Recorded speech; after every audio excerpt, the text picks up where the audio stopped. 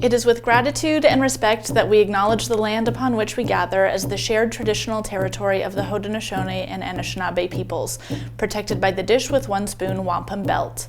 This historic peace agreement between the Iroquois Confederacy, the Ojibwe, and allied nations represents a commitment to share and protect the land, water, plants, and animals with respect.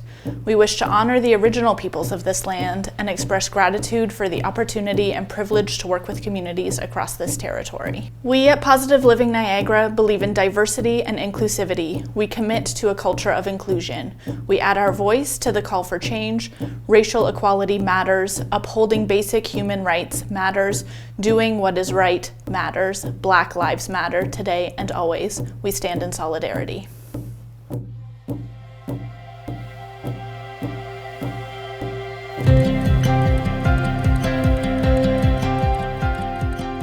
Welcome to the 2021 World AIDS Day Vigil. Every year on December 1st, people around the world unite to show their support for people living with HIV and to remember those who lost their lives to HIV and AIDS. For the last 20 months, the world has been focused on the COVID-19 pandemic and how that pandemic has affected the lives and livelihoods of people around the world. It has revealed once again what we've always known, that health intersects with other critical issues, such as gender and racial equality, human rights, and social infrastructure. We have learned from COVID-19 that no one is safe until everyone is safe. Our work must be grounded in human rights and equitable treatment. We must work to eliminate stigma and discrimination, and we cannot leave anyone behind. We have learned that our fight is not with one disease. It is a fight against a world in which people get sick and die simply because they are poor or racialized or marginalized to the fringes of society. Our fight is for the health of all people. 40 years ago, the AIDS epidemic was announced. What have we learned in 40 years? And how can what we've learned help us now face these three colliding and intersecting public health issues of HIV, COVID-19, and opioid poisonings? We've learned that our response must keep people at the center and to ground our responses in human rights and equity. Stigma and discrimination never moved anything forward. They only placed roadblocks in our way. Let us look to the future with hope and lessons learned.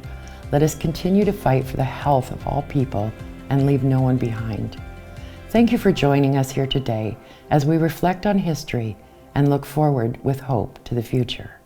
In the 1980s and early 1990s, a disease that originated decades earlier swept across North America and the rest of the world.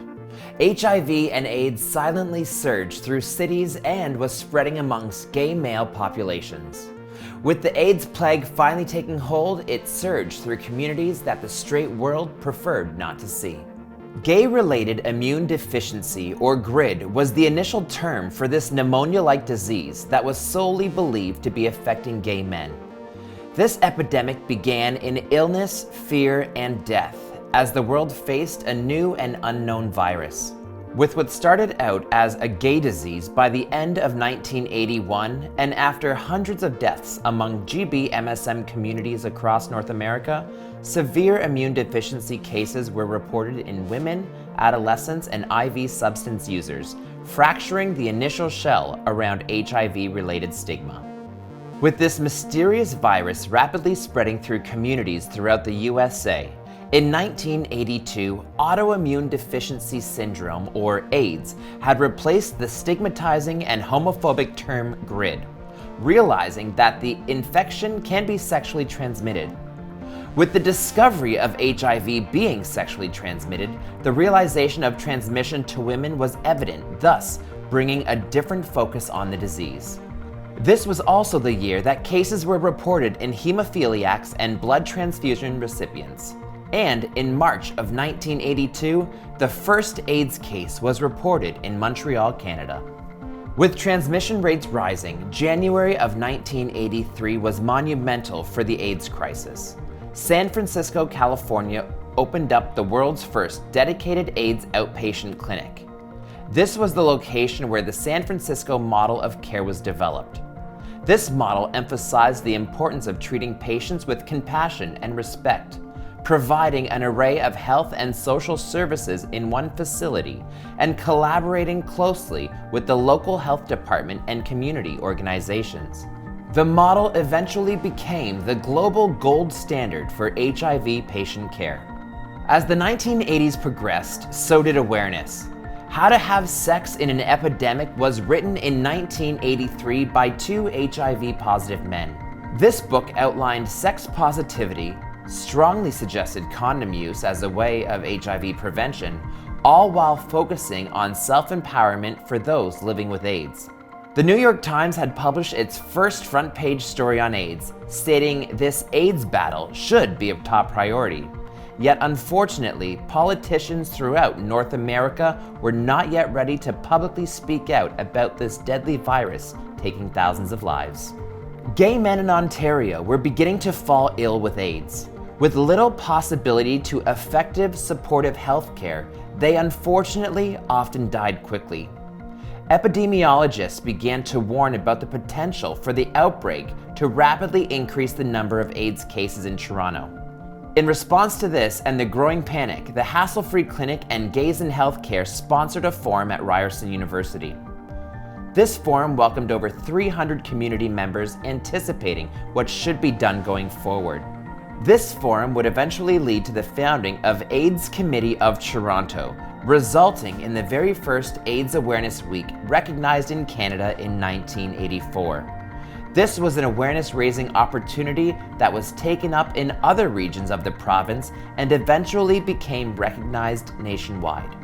With AIDS death tolls reaching over 10,000 across North America, the Canadian Red Cross begins testing all blood products for HIV, and the FDA approves the first HIV antibody test. 1985 was also the year when President Ronald Reagan publicly addressed the AIDS crisis, and by the end of 1985, the United Nations stated that at least one HIV case had been reported from each region of the world. In 1985, while planning the annual Candlelight March held to honor the memory of Harvey Milk and Mayor George Moscone in San Francisco, gay rights activist Cleve Jones learned about the passing of over 1,000 gay men in the previous year due to AIDS. At the march, Jones asked fellow participants to write down the names of lost friends and loved ones on plaques. Then, at the end of the march, they taped the plaques on the wall of the San Francisco Federal Building. This list of plaques resembled a patchwork quilt, and that is where the initial concept for the AIDS Memorial Quilt was born. In 1987, Cleve Jones created the first panel for the AIDS Memorial Quilt, with the name of his late friend Marvin Feldman. From what started as one 3-foot by 6-foot panel, the AIDS Memorial Quilt is now an epic 54-ton tapestry that includes nearly 50,000 panels dedicated to more than 110,000 individuals. It is the premier symbol of the AIDS pandemic, a living memorial to a generation lost to AIDS, and an important HIV prevention education tool. With hundreds of thousands of people contributing their talents to making the memorial panels, and tens of thousands of volunteers to help display it, the AIDS Memorial Quilt is considered the largest community arts project in history. As AIDS cases increased, so did support programs and research studies focusing on the virus. In 1986, the Canadian AIDS Society was established and became a registered charity in 1988. This society is a national coalition of over 120 community-based AIDS organizations across Canada, dedicated to strengthening the response to HIV and AIDS across all sectors of society and to enrich the lives of people and community living with HIV and AIDS. And finally, in 1987, there was a breakthrough in HIV research. The first medication to treat HIV, known as AZT, was approved by the FDA. During a time filled with uncertainty, concern, and mistrust, an act of dignity, respect, and compassion shocked the world. In 1987, Diana, Princess of Wales, was photographed without wearing gloves, shaking the hands of an HIV-positive male during the opening of the United Kingdom's first HIV/AIDS unit. This interaction publicly challenged the notion that HIV was passed from person to person through touch. December 1st, 1988 was announced as World AIDS Day by the director of the World Health Organization. This day was first observed to bring greater awareness to HIV as well as to commemorate those affected by the disease. Today, it is regarded as the longest-running disease awareness initiative of its kind in the history of public health. In 1991, a decade after the emerging of HIV, 12 artists gathered in a gallery in New York's East Village. They had met to discuss a new project for Visual AIDS, a New York HIV awareness arts organization. It was there that they came up with what would be one of the most recognizable symbols of the decade, the red ribbon, worn to signify awareness and support for people living with HIV. At the time, HIV was highly stigmatized, and the suffering of communities living with HIV remained largely hidden. The artists wanted to create a visual expression of compassion for people living with HIV. They took inspiration from the yellow ribbons tied on trees to show support for the US military fighting in the Gulf War. Additionally, they decided that the elegant loop of the ribbon shape was easy to make and replicate. They avoided traditional colors associated with the gay community, such as pink and rainbow stripes, because they wanted to convey that HIV was relevant to everyone. They chose red for its boldness and for its symbolic associations with passion, the heart, and love. At the peak of the AIDS crisis, the 1990s was the decade that brought funding, research, and information to the communities affected by HIV. The Canadian HIV/AIDS Legal Network was founded, along with anonymous HIV testing sites being established in Ontario. The Canadian Aboriginal AIDS Network was also added to the service organizations offering assistance to those affected by HIV, and 5 years later, the National Aboriginal Council of HIV and AIDS was established. In 1998, Vancouver, British Columbia was hit with an outbreak of HIV among IV drug users. This outbreak resulted in Vancouver being known for the highest percentage of people living with HIV in the world. With the AIDS crisis now taking more than 20 million lives, and with the uncertainty of what the millennium might hold, a new decade brought more awareness and services to the affected communities. The United Nations created the Global Fund to fight HIV and AIDS. The first sanctions supervised injection site in North America opened in Vancouver, British Columbia. Health Canada approved the rapid HIV antibody test for sale to healthcare professionals, and in 2006, Toronto hosted the 16th International AIDS Conference. Lead, Empower, Deliver was the theme for World AIDS Day's 20th anniversary on December 1st. This day was commemorated to raise awareness and move the nations of the world to act. Although it took far too long, the world was finally rising to the challenge. Since 2002, international HIV and AIDS assistance has increased nearly 5-fold. As a result, the number of people in developing countries receiving antiretroviral medications had increased 10 times to more than 3 million. Increased access to treatment was already saving lives, with the number of AIDS deaths beginning to decline in 2005 after decades of increases. Despite this process, the scope of the challenges ahead were enormous. More than 33 million people were still living with HIV and AIDS, and more than 7,000 new infections occurred every day. Among African American women, the disease had become so rampant that it was, and still is, this population's leading cause of death between the ages of 25 and 34. With millions of people becoming infected with HIV, scientific advances such as the development of antiretroviral drugs have enabled people with HIV access to treatment to live long and healthy lives. 30 years had passed since the first reported case of HIV, a total of 33 million people living with the virus worldwide, and with decreased numbers of HIV transmission, hope, promise, and potential of new HIV prevention methods were on the horizon. A landmark research study showed that putting healthy people living with HIV on antiretroviral treatment can limit their transmission of the virus by 96%. The Supreme Court of Canada ruled that Insight, the Vancouver's supervised injection site, could continue to operate without the threat of legal action. The Canadian Institute for Health Research announced funding to support the Aboriginal HIV/AIDS community, and British Columbia released new HIV testing guidelines for all adults, which recommended providers routinely offer HIV testing to all patients. 2016 was one of the biggest years for HIV prevention. Truvada, a form of pre-exposure prophylaxis, was approved by Health Canada. This medication was designed to be taken daily and would effectively prevent HIV transmission by up to 99%. Shortly after the release of Truvada, generic medication alternatives were introduced to the market, making HIV prevention even more affordable to the public. The breakthroughs continued in 2016 with the groundbreaking discovery that undetectable HIV is sexually untransmittable, meaning if someone's viral load or the amount of HIV a person has in their system is so low, it becomes virally suppressed, which in turn cannot be passed on to their sexual partner. Therefore, undetectable equals untransmittable.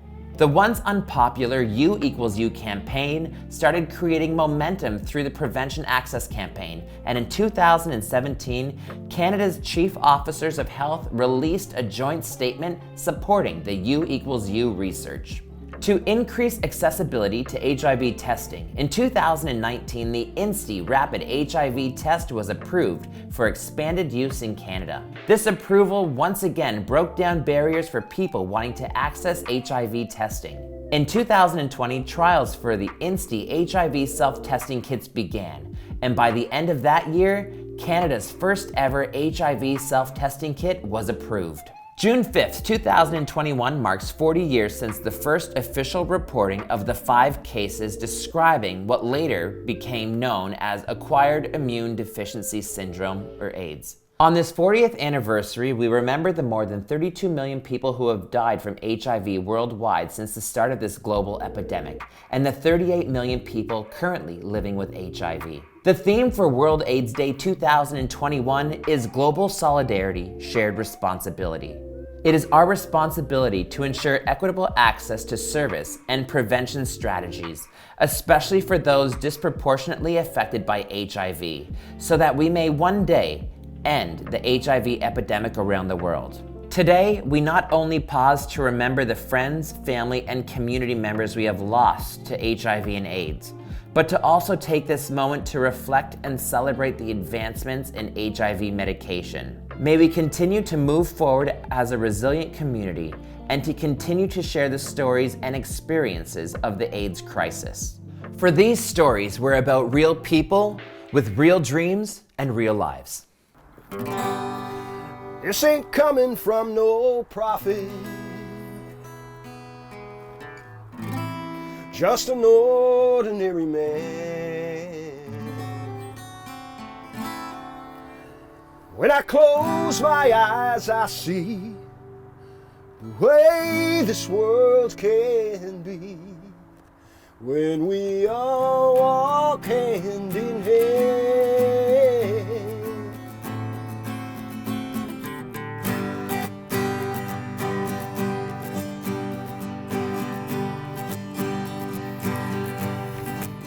When the last child cries for a crust of bread, when the last man dies for just words that he said, when the shelter over for us to we shall be free.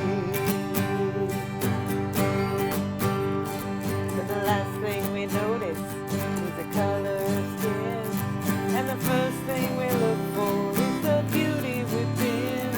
When the skies and the ocean are clean again, we shall be free. Yeah, we shall be free. We shall be free. Stand straight, walk proud. We shall be free.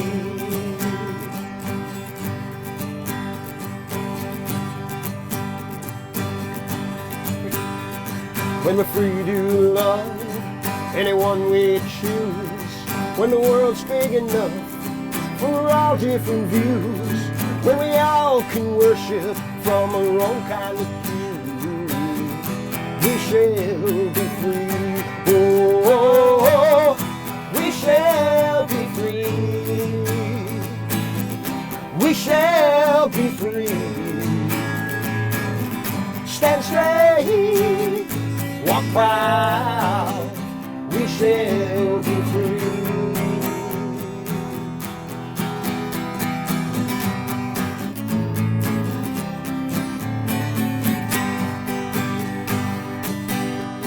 And when money talks for the very last time, and nobody walks a step behind, when there's only one place, and that's mankind, we shall be free. Yeah, we shall be free. We shall be free. Walk proud, Have a little faith. and hold out. We shall be free. Oh, oh, oh, we shall be free. We shall be free. Stand straight, walk proud. We shall be free.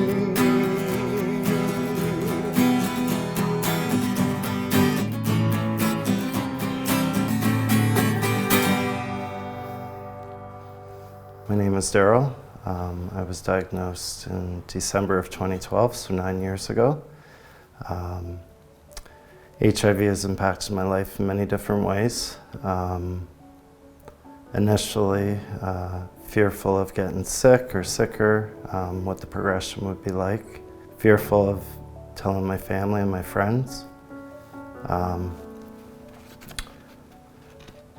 I had the diagnosis on a test that I had during a lunch hour while I was at work. I went back to work after and was able to compartmentalize the information. Later in that day, I spoke to my boss and she was very supportive.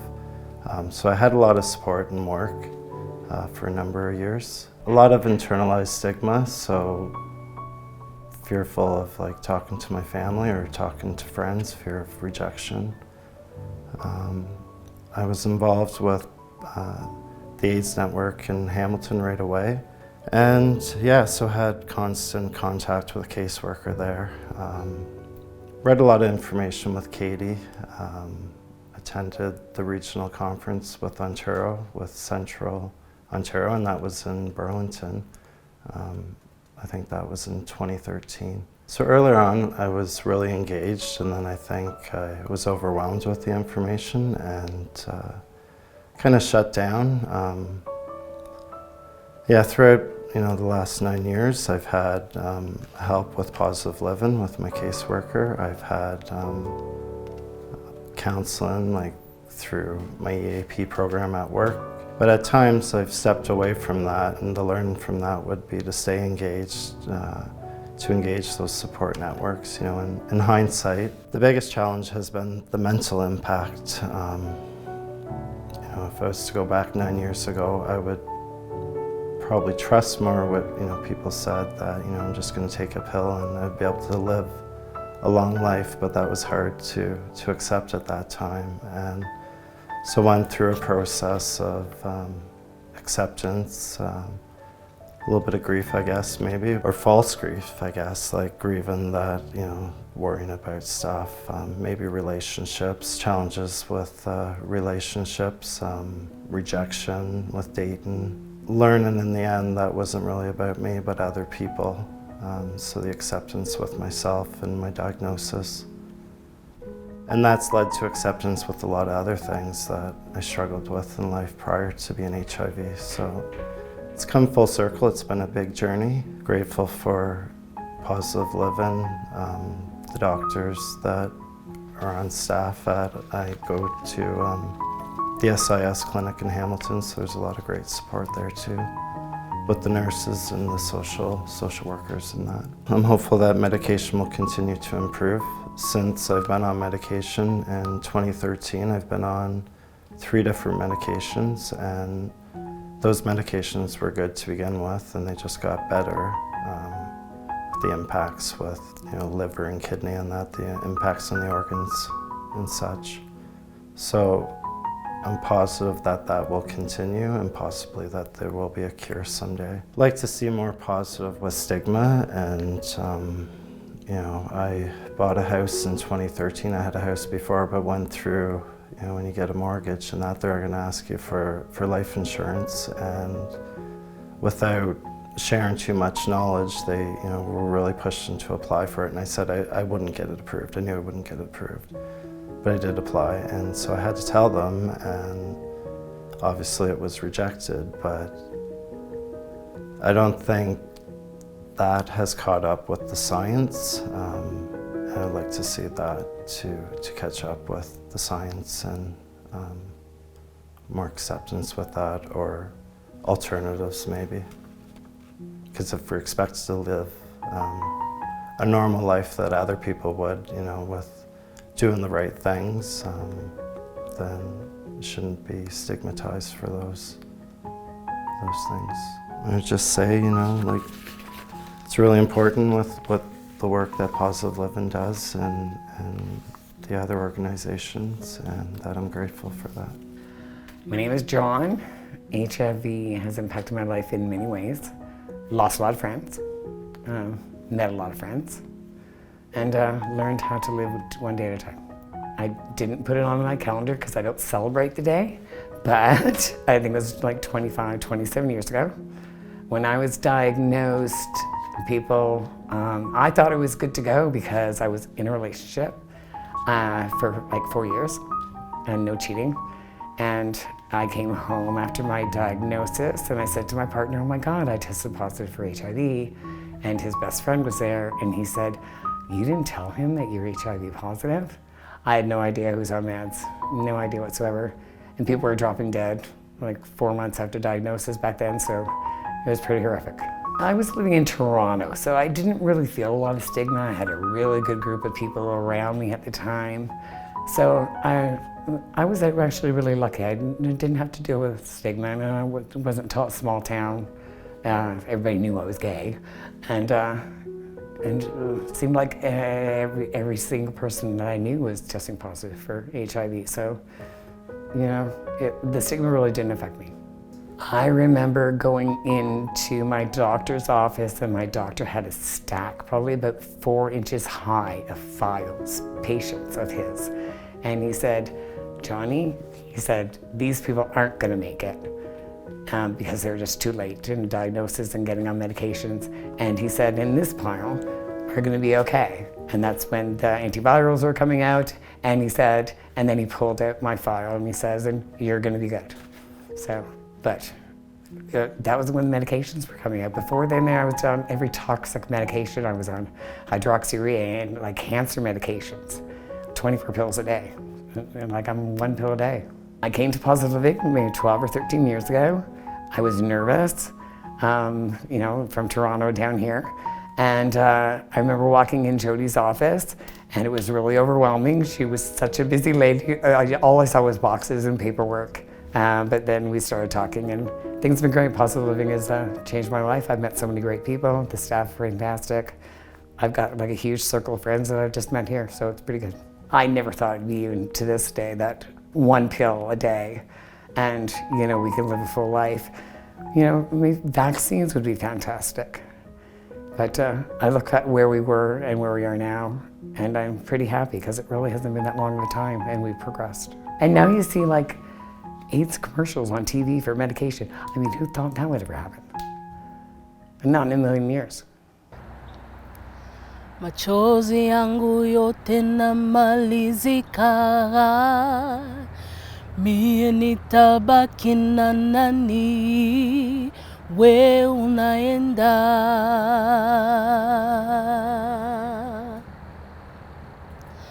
Mie mpaka ni mawazo, mie mpaka ni kuwaza, we unaenda,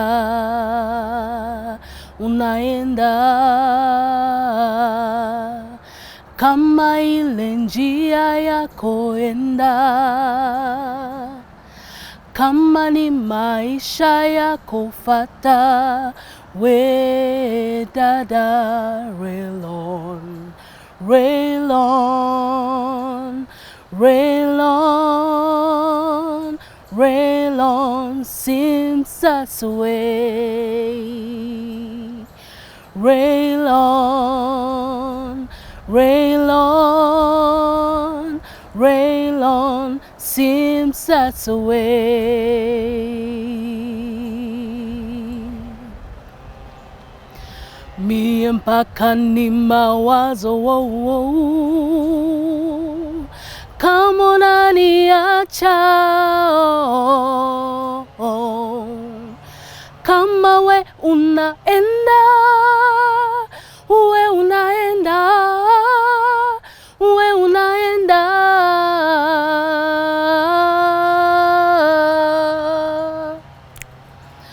Rail on, rail on, rail on, seems that's the way. Rail on, rail on, rail on, seems that's the way. My name is Mim. Our daughter was adopted into our family in 1991 when she was 2 years old. She was infected with HIV from a blood transfusion before that time. And it wasn't until she was almost 15 in 2004 that we found out about her positive HIV status. On the day that she was diagnosed, the physician advised us that we should not tell anybody about it for at least a couple of weeks. And we realized very, very quickly the terrible stigma that was attached to being HIV positive in our world today, or back then anyways.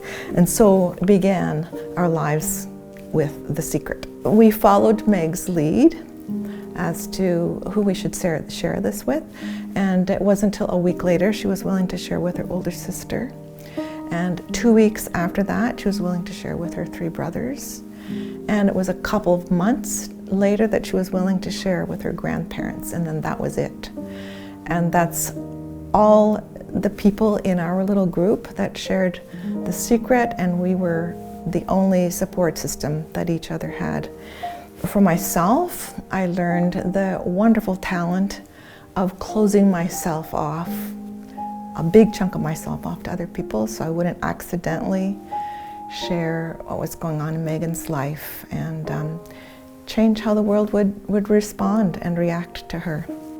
So besides the ravages, the physical ravages that the HIV virus played on Megan's life, for our family there was a terrible toll taken by holding the secret at the same time as watching her suffer through. And she actually did pass away as a result of her HIV status from complications when she was 20 in 2009. I can only hope that 12 years later, now in 2021, that there have been changes to the world of HIV. I understand that there are many pharmaceutical advances that will extend the lives of people who are living with HIV. But until there is a really workable and accessible vaccine or cure, and until the stigma is no longer attached to living with HIV, then we're still in a fight. Hi, I'm Trevor Stratton. I work for Communities, Alliances and Networks, called CAN, previously known as the Canadian Aboriginal AIDS Network. I am the coordinator of the International Indigenous Working Group on HIV and AIDS, and I've actually been living with HIV for 31 years. I am a citizen of the Mississaugas of the Credit First Nation, which is maybe about a half an hour drive from here. So I'm in the territory. World AIDS Day has been around for quite a while now. Aboriginal AIDS Awareness Week, what it used to be called, now it's called Indigenous AIDS Awareness Week, And that's been going for probably about 20 years now. And it started as Aboriginal AIDS Awareness Day, actually, and we extended it to a week because Indigenous people seem to be getting HIV at a higher rate than other people that live in Canada. In the world, I think it's still important to have World AIDS Day. There's so much going on now that I think that HIV has kind of fallen off the agenda, fallen off the plate for a lot of people, a lot of organizations, and I just don't feel that HIV is in the news much anymore. So we really need to raise the awareness that HIV is still here. There's still no cure for HIV, but we've got probably, I would say we have all the tools that we need to get rid of HIV forever. But what we need is the political will. And to get political will, you need people to make a lot of noise and let the decision makers, our elected officials, our policymakers, know that this is still a priority.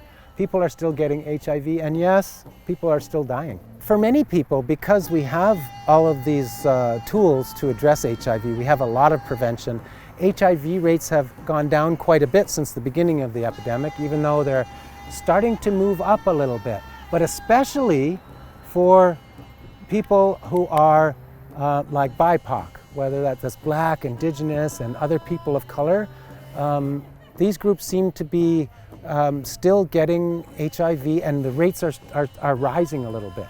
And yet you're not seeing a lot of these populations in the messaging that's going out.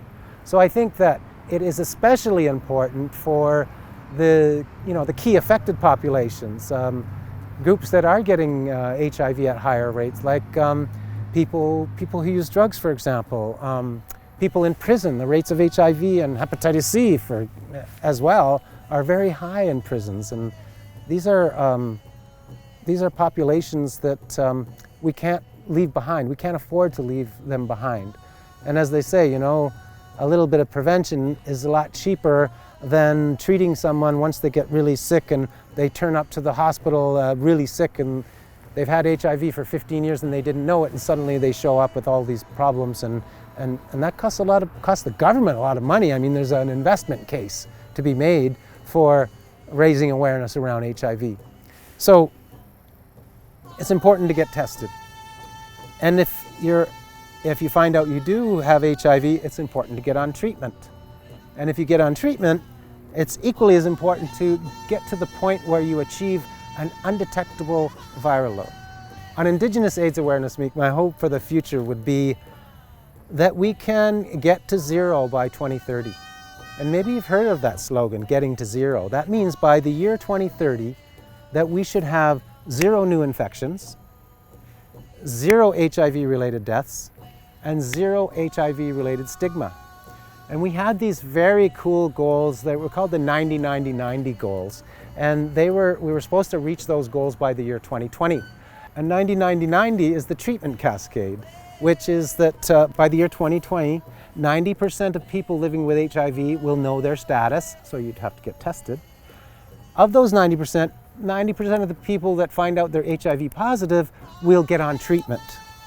And the third 90 is that 90% of the people on treatment achieve that undetectable viral load where it's impossible to pass HIV sexually if you have an undetectable viral load. And that is a very important message as well that we can get out on World AIDS Day, and that is that U equals U. An undetectable viral load means that HIV is untransmissible through sex, through sexual activity. And that's U equals U. Yes, I've been an HIV activist probably since I actually got sick with AIDS in the late 90s. And I really have to, I wasn't the first activist. I started the work because I saw other people living with HIV with the bravery and the skill set to stand up and say, look, I have HIV and here's what it's like to live with HIV. And to talk to kids and talk to educators and talk to medical people and politicians and just let them know, help them to understand what are some of the things that lead to someone being in harm's way. What are some of the ways that we can reduce the risk of contracting HIV? but also if once people get HIV, that what are some of the best ways to support these people so that they can live long, healthy, productive lives? Because now HIV is a chronic illness in countries where we have access to medications. And I could live till I'm 89 years old, just like anybody else could, living with HIV. Look at me now, I'm 31 years old. I'm in pretty darn good health. I feel good. And that's one of the reasons I like to stand up and be active, is to show people this is one of the faces of HIV. Maybe you think it's some kind of a monster, or it's only them, it's only those people. Well, it's these people too, this kind of a person who you just see walking down the street. You know, there are people living with HIV are our moms, they're our sisters, they're our daughters, and their sons, uncles, grandfathers. You know, they're our relatives, and we need to take care of people. And I think that was one of the original instructions from Creator that many people forget, is our number one instruction was take care of each other. And that's what this is. That's what World AIDS Day is about.